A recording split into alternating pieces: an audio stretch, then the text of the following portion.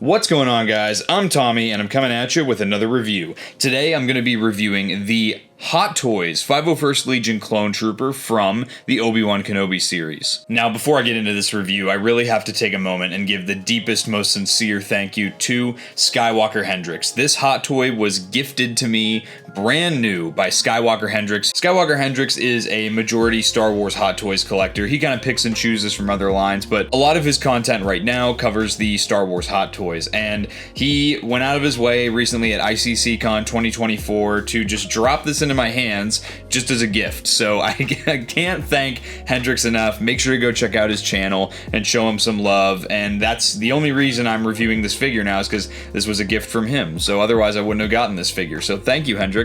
You're amazing. So this character, this design, is a little bit controversial for some people. This is the first time we saw clone troopers in live action ever in Star Wars. All before this, they were all CGI renders, and these are the first made to wear for human suits that Lucasfilm put together for a Star Wars, live action project. This is obviously very, very different in a lot of ways from what we're used to when we see clone troopers, so this was quite jarring for a lot of people when these guys showed up on screen and we got glam shots of them and stuff.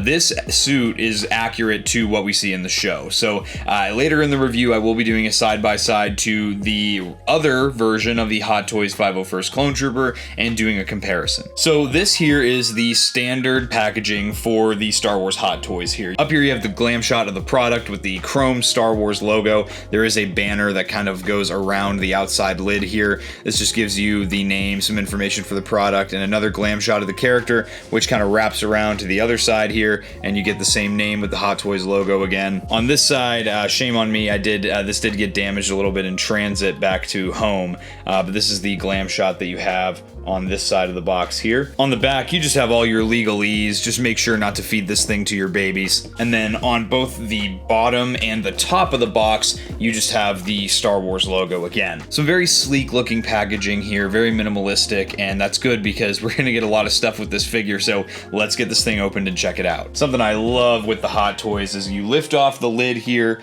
and then you get your nice little glam shot of the character, and a lot of times they throw in multiple Hot Toys on these pictures, so you actually have 3 of the Obi-Wan Kenobi clone troopers here. Lift this up, and now we will be exposed to the figure and all the accessories that he comes with. This thing is going to be a lot of fun to open up. All right, here's our clone trooper out of the box. He does come wrapped up in a bunch of different pieces of plastic as well as some different pieces of foam, and that is just to make sure that the pieces of armor don't rub up against each other and scratch off any of that marvelously done paint that the Hot Toys team does. Now, a lot of the commentary that I have about this figure is actually going to be focused on the design from the show, less so the product itself. I'm not really concerned about the quality of the product because Hot Toys always knocks it out of the park with everything that they make. I'm never going to expect that something Hot Toys did is low quality or cheap. So you should know that going into this. It's a premium collectible. You're not going to get much more premium than the Hot Toys. So just first glance at this guy, one of the first things that I notice here is that the blue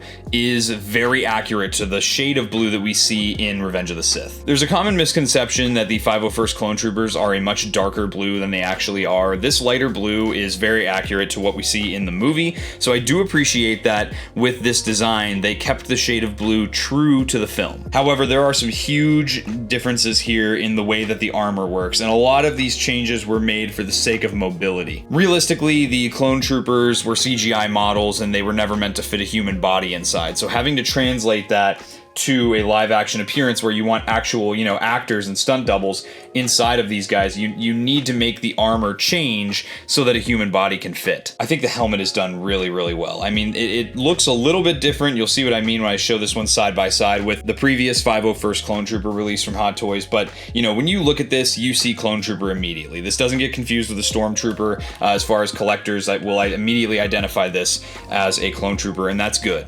Another thing I'm really noticing here is the shine shine of the armor. This armor is very shiny. Clones are usually portrayed as having matte armor. They usually don't have this shine to it, but this is just a decision that they went with. I think maybe to keep it more consistent with the, you know, the Stormtrooper look that they later evolved the armor into. So just for consistency's sake, I think that's maybe why they went with the shinier, glossier finish to the armor here. And again, that's not Hot Toys' decision. This is the decision made by Lucasfilm. Something worth noting is that there's very, very subtle and fine details to the weathering of the armor here. You're going to notice little subtle hits all throughout the armor of like darker gray, maybe a little bit of brown, just to show that the armor is just a little bit dirtied up. You've got some nice weathering, especially down here at the boots. These are done really, really well. I like that they're just a little grimy and they're very textured. That's not something you notice with a lot of the other Clone Trooper releases we've seen from Hot Toys, and it's very cool to see that it's much more like a real like military boot. But yeah, looking at all of the different paint applications here, you've got some nice, the chipping on the blue of the armor. Again, it looks very accurate to Revenge of the Sith to me. I think they've done their best job as far as the look of the shade of blue and the way that the weathering is done. I think it's very true to the prequel films. Aside from that though, the only real thing to note is that all the armor is loose. With most of the Hot Toys troopers, all of the armor pieces are loose. If they're not, then they're fixed with Velcro, like the shoulder bells, and then actually the front of the cod piece and the back of the cod piece are also fixed with Velcro, because this guy does not have a cod piece that goes all the way through the body. You see that on a lot of clone troopers from the prequel trilogy. They have the cod piece that goes all the way through and connects between the legs there, and that can be very cumbersome when you're trying to sit or kneel, so I completely understand that decision. Going over the articulation of the figure real quick, we do have a ball joint at the head here. You'll see you're able to get some nice movement here. He can look down a good amount, and he can also look up a fine amount as well. He's got some tilt here for some attitude, and obviously he can look right and left. The shoulders do have a semblance of a butterfly joint in there, so you can get some good movement front and back there to kind of help him cross over his chest. As you can see when I'm articulating the figure here, a lot of the armor pieces are just going to move themselves out of the way because they're either velcroed in or free floating,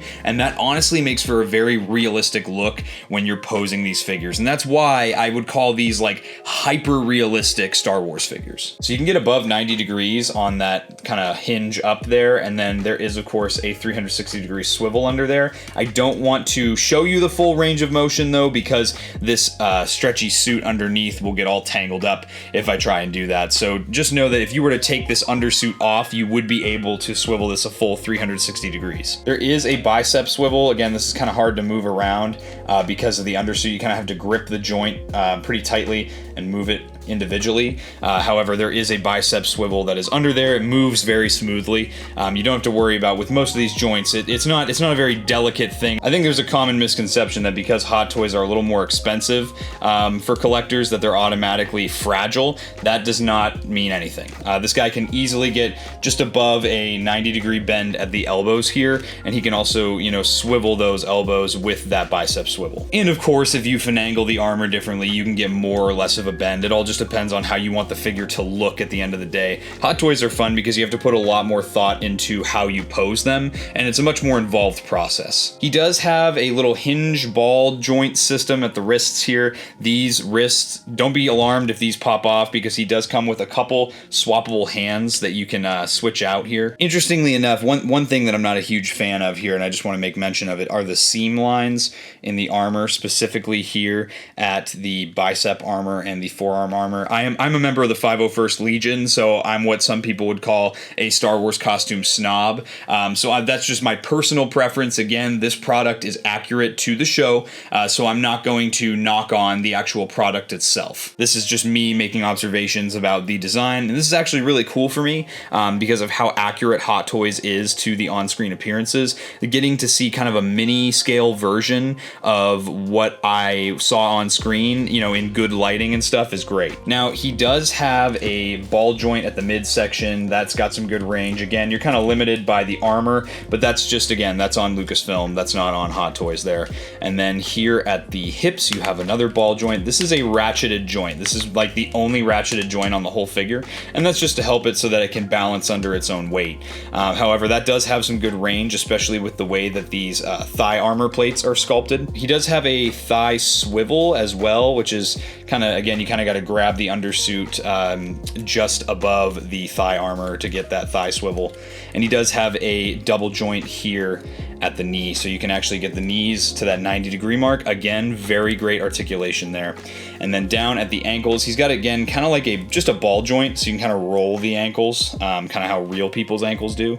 And then you can also move the ankle forward and back as well. So overall, I mean, it's pretty standard articulation for the Hot Toys line, and it's great articulation. These base bodies they use are very high quality, and again, you're not going to really have to worry when you're posing the figure. Obviously, don't manhandle it, but you don't have to worry at all when it comes to, you know, being delicate with the figure or anything like that. I feel like that's kind of pointless. These figures are meant to be posed, and they create them, you know, to be posed. So they pose well, and I feel like you should take advantage of that if you get one of these. Something I always commend Hot Toys for is that they give you 2 extra little replacement joints for the wrists here. So if you're replacing hands, or the figure, God forbid, took an avalanche off a shelf and it breaks the wrist joint, you do have 2 replacements for that included with the figure. A lot of these are interchangeable from Hot Toy to Hot Toy, so as you buy more Hot Toys, you can amass just a ton of extras of these. It's really nice. And I like that Hot Toys kind of thinks of the consumer in that way. So this guy comes with 2 extra sets of hands here. So right now, you'll see he has just basically open idle hands right now. All you do to replace those is you just pop out one hand and then you replace it with another.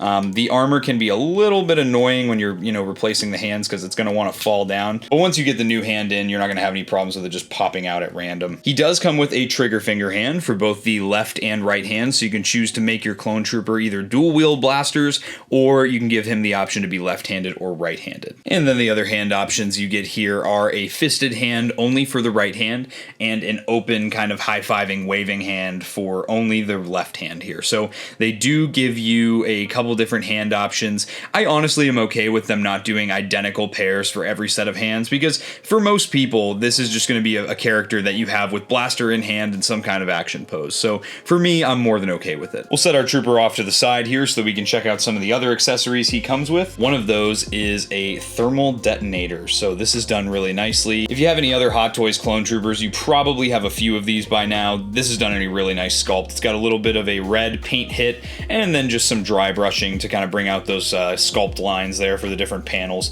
It's a very nice accessory, and I like that they included it, even though we didn't see it in the show. Our trooper is also going to come with the DC-15S, or sometimes called the DC-15A blaster carbine. This is done really nicely. Hot Toys does a lot of dry brushing and pays a lot of attention to the weathering of their weapons, and they do a really good job of just bringing these to life and making them look like real tangible items instead of just a flat kind of gunmetal sculpt and leaving it at that. So you can see all the sculpted detail, and honestly it's cool too, because this design is different from the design that we've seen in previous media. So interesting that they've changed the way that this blaster looks, namely down here underneath the barrel here. Very interesting. And then finally, as far as accessories for this guy go, you also get the DC-15 blaster rifle. This is a great look for this blaster. Very, very interesting look. It looks like, usually, from what I remember, this little kind of heat pack here that kind of is the ammunition for the blaster is more towards the back. Interesting that they've put it towards the front here. Definitely correct me if I'm wrong, but I'm pretty sure this is usually back here. But again, a great looking blaster. They definitely paid attention to detail when it came to the sculpt of this for Hot Toys, and again, weathered to the nines. This thing looks awesome. And then of course, as with most Star Wars Hot Toys, this guy does also come with the little stand here with the kind of either Jedi or Imperial cruiser floor here, which is also weathered at the edges of the panels here. It looks great. And they have the little plaque on the front. This one says 501st Legion Clone Trooper. Looks awesome. And then this also comes with the little crotch grabber. So the way that these work is there's this little wire piece here that kind of pulls up. You can adjust it based on how high or low you want this to rest on your figure. It does come out completely, and it can just pop right back in. So if it pops out, don't be worried about you broke it. But yeah, it's got little rubber ends here to help kind of grab the figure a little bit better. All you do is you just snap this into place, and once it's in place here, you'll hear it kind of snap into place, and there you go. That's literally as simple as it is. And then now we have our display stand for our figure here. All right, and here is a side-by-side now of the original. I think I bought this back in like 2021 when it first came out, the last version of the 501st Clone Trooper, and here's the new one here. Obviously, you can see some pretty big differences right off the bat. Again, the left one here has the matte finish to the armor. The new one has the glossy finish to the armor. The shade of blue is completely different. Again, this one on the right is accurate to Revenge of the Sith, very much more closely to than what we've gotten with a lot of the 501st Hot Toys lately. And obviously another huge one is you can notice the big gaps in the armor are different. Even Hot Toys had to make some adjustments from the models that you see in Revenge of the Sith so that these figures could actually articulate. If you go back and watch Revenge of the Sith, you'll see that, you know, all these clone troopers do is just the models will clip into themselves, especially down at the top of the thigh into the cod piece. So there's just so many differences with these guys.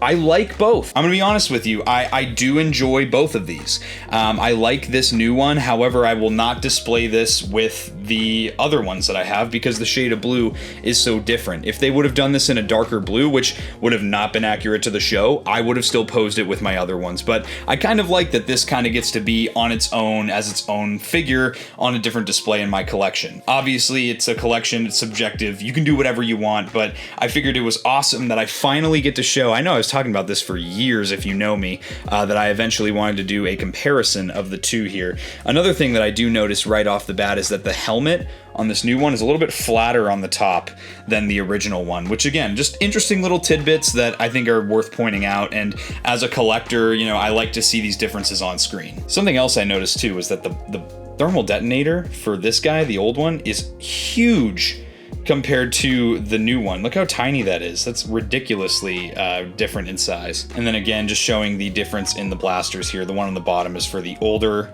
clone trooper. The one on the top is for the one that we're reviewing right now.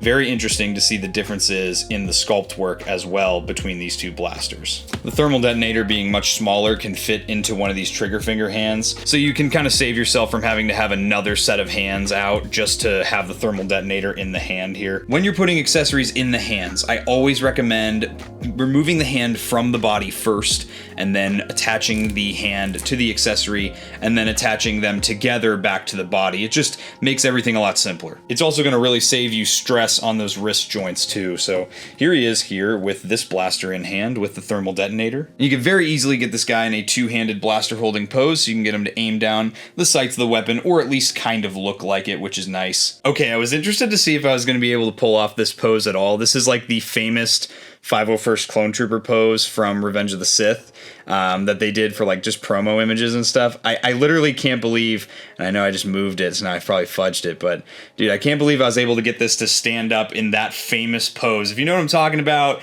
this is from Revenge of the Sith. Here's the reference photo here. It's kind of crazy. I mean, as close as I can get to that with this character in that one-legged pose without the stand is actually pretty phenomenal. So I gotta give props to Hot Toys for being able to achieve that with these figures. All right, here's another pretty incredible pose. I did not think I was going to be able to so easily get this guy in a kneeling pose with that blaster. That's pretty amazing that you can do that with this figure. And with that, guys, that's about going to wrap it up for this review. Again, I want to give a massive thank you to Skywalker Hendricks, dude. You're such an amazing friend. It's been awesome to become such good friends over this thing that we call Star Wars and action figure collecting and stuff. You're a G, man, and I really hope you enjoyed this review as much as I did making it. Obviously, I'm going to tell you guys, I really think you should get this figure. If you didn't have the chance to get your hands on the last 501st Clone Trooper Hot Toy, this one will not disappoint. The accessories are a little light, but I know this one's a little bit cheaper than most of the other Star Wars Hot Toys, so you'll have a good time with it. I think you'll really enjoy it if you get your hands on it. And with that, guys, I hope you enjoyed this review. If you did and you're not yet subscribed, subscribe to Blitz Transmissions. I've got awesome Star Wars content coming out all the time.